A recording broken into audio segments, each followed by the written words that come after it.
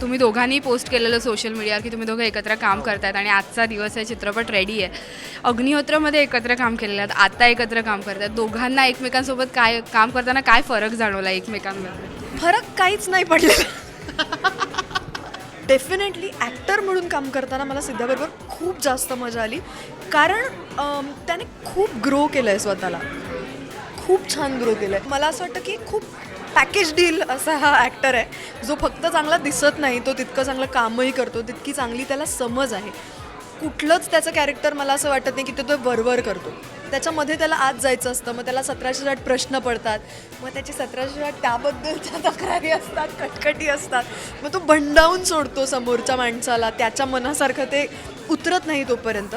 But at the end तुम्हाला माहिती असतं की it is all for excellence. आम्ही नेहमी असं म्हणतो की ॲक्टर्सना ऑन ऑफ कळलं पाहिजे किंवा ते करता आलं पाहिजे, आणि सध्या इतकं हे टास्क जमलेलं मी कोणीच पाहिलं नाही आहे. कारण कट म्हटल्या क्षणी त्यातला एक पिसाटलेला सिद्धार्थ बाहेर येतो आणि तो एक मजा आणि वेडेपणा करू लागतो.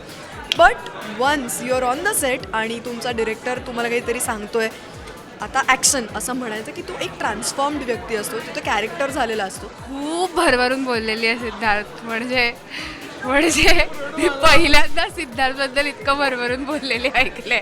तुझ्याबद्दल कोणीच चांगलं बोलत नाही. ही आता असं म्हणली की पहिल्यांदा कोणीतरी सिद्धार्थ भरून असं भरभरून हे हायलाईट होतं. आता तर खूप कौतुक झालं मला. त्यातनं पहिले जमिनीवरती होते, ऑन ऑफ ऑन ऑफ असं असतं ना की एकदा एकत्र काम करायचं, खूप चांगलं काम करायचं, मग आपापल्या वाटेला जायचं आणि मग परत एकत्र एका चांगल्या कामासाठी यायचं. सो डेफिनेटली असं होणार आहे की आता या चित्रपटानंतर मे बी स्पृहा तिचं ती काम करायला लागेल, मी माझं काम करायला लागेल. स्पृहाबद्दल ही खात्री, म्हणजे मी जगात कुणी सांगितलं तरी, मी कुणीही त्याला विरोध केला तरी मी त्याला हे सांगू शकतो की स्पृहाबद्दलचा आदर, स्पृहाबद्दलचा रिस्पेक्ट आणि स्पृहाबद्दलचं प्रेम हे जगात कमी होणं शक्यच नाही आहे. कारण तो कम्फर्ट लेवल कायमच असणार आहे, हे मला कळलेलं आहे. तिचं लग्न झालेलं असलं तरी, तिनं मला लग्नात बोलवलेलं नसलं तरी तो कम्फर्ट कायम असणार आहे, हे लक्षात ठेवा.